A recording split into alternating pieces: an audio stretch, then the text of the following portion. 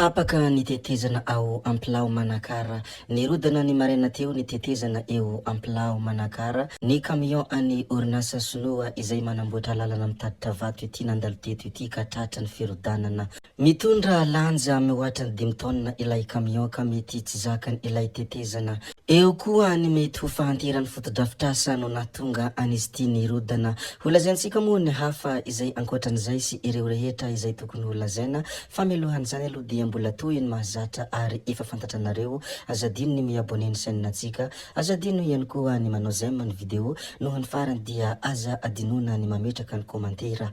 Ndeha aloha idirantsika izany fanaovana abonnement izany, mialoha ny herisoantsika amin'ny votoatindresaka izay ataontsika ato anatin'ity vidéo anankiray ity. Ndao ary tompoko lahy, ndao ary tompoko vavy.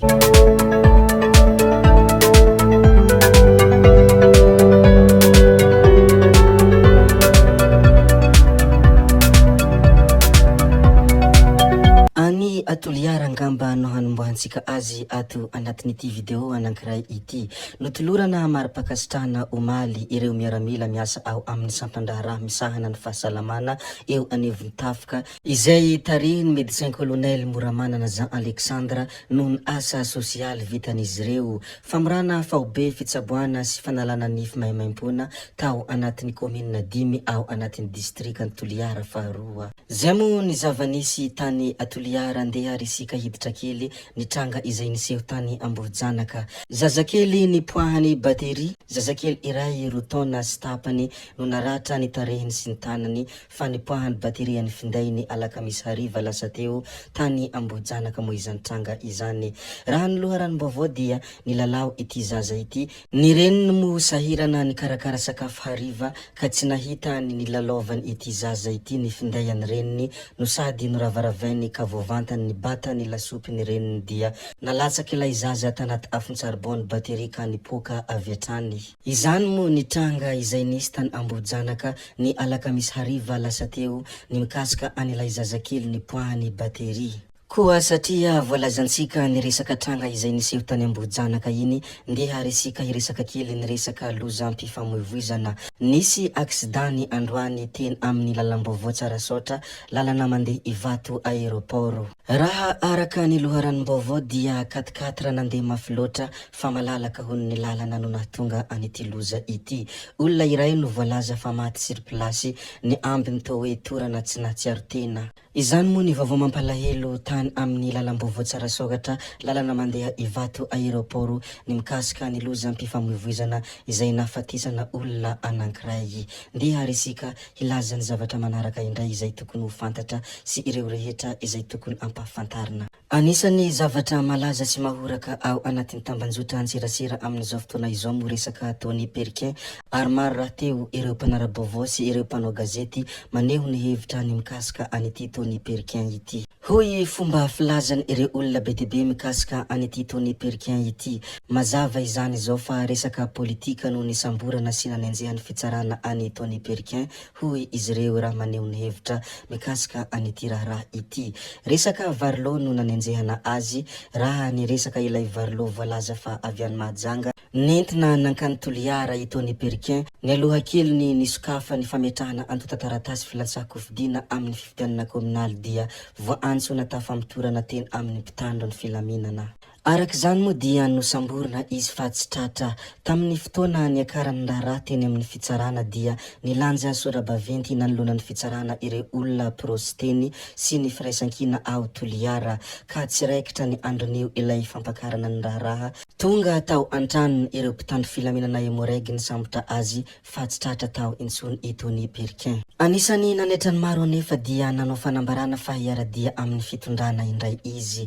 Mazava ankehitriny fa dia lasa fitaovana politika entina ampitahorana sy anenjehana olona ny fitsarana sy ny mpitandro ny filaminana, satria dia profo ty raha nahazo any Tony Perquin ity, hoy ireo zay mpanao gazety sy ireo olona mpanara-baovao raha naneho ny hevitra mikasika an'ity Perquin ity, satria anisany tena nahagaga ny maro ny nilazany hoe hiaradia amin'ny fitondrana izy. Taitany maro ary somary tolagaga koa ire olona be dia be ka nisy tafametram-panotaninany hoe hoentina aiza ity firenena ity hoy izy ireo raha nahita an'ity tranga ity.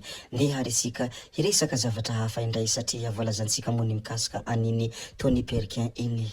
Any amin'ny RN4 kosa dia efa vita ny tetezana eo be rivotra ary nisokatra nanomboka ny androany maraina teo ny lalana.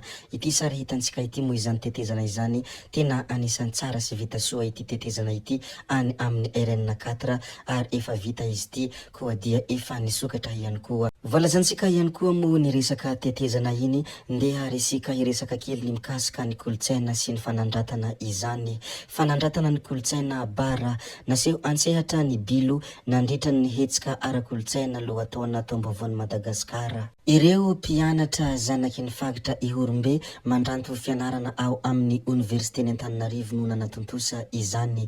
Mankasitraka azy ireo izay manandratra ny kolotsaina bara moa ireo rehetra izay avy any amin'iny fagitra iny satria anisan'ny zavatra tena zava-dehibe izany fanandratana ny kolotsaina izany. Sady ny kolotsaina raha teo dia mikolo ny saina koa dia mahatsapa voakolokolo ny saina raha vantany vao nahita ireto olona ireto izay nanandratra ny kolotsaina. Maromaroa tahaka izy ireo ary aingany ho be dehibe ny olona mitovy izy ireo ka samy manandratra izany kolotsaina izany.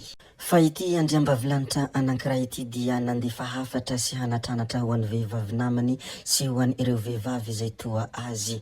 Ity namana ity moa dia mitondra anarana hoe Andi no anarany ity namana ity izay nandefa hafatra ho an'ireo vehivavy toa azy. Hoy izy hoe aza miady amin'ny vehivavy hafa noho ny amin'ny lehilahy. Ny marina dia tsy misy vehivavy afaka manatona ny lehilahinao raha tsy navelany. Ary anisan'ny tsindriny koa tamin'ny afatra izay nomeny ity dia ny hoe raha misy vehivavy hafa mahavita maka azy ny famalina tsaratsara kokoa dia ny mamela azy hitazona azy. Tsy voahodina mihitsy ny lehilahy tena manampitiavana ka entoany rehefa tsy haritra ao ary izany moa hafatra izay nomeny ity namana ity ho an'ireo vehivavy rehetra indrindra miantefa tanteraka amin'ireo vehivavy izay miady noho ny amin'ny lehilahy. Fa ity anankiray ity dia sary mahafinaritra ary sary nafy tsaratsara zahay koa dia zarainay ato anatiny ity saina ity. Helahela tsy heno femo ity namana ity, helahela tsy hita ihany koa ka zarainay ato satria izahay dia anisan'ny manimanina azy mahatsiarotsiaro an'ny Zoko Malala Rosy. Fagnajana be avy aminay ato anatiny ity saina ity mandeha aminao Zoko Malala Rosy izay manana fahitsina ary izay tsy mitsitsitsy koa raha resaka fanehoan-kevitra. Zoky Malala manana fahitsina, respect ianao fatina ary ny kanto rehetra izay ataonao dia mahaliana, fanajana be. Iny ihany koa no namarana an'ity video antsika anankiray ity ry tompoko vavy sy tompoko lahy koa dia mankasitraka mankatelina ianareo rehetra navita nahay ny video hatramin'ny farany ary mbola manentana anareo foana ny mbola hanaraka ny video manaraka izay alatsaka misesisesy ato. Zay fa tsy atao ny lavan'ny resaka tsy maintsy hametra veloma izay veloma vetivety fa tsy hoe veloma mandrakizay amin'ny manaraka indray no manao ny misimisy amin'ny manaraka indray no mizara ny maromaro. Veloma tompoko lahy, veloma tompoko vavy, gaby wi tsao tsao amin'ny manaraka indray yo.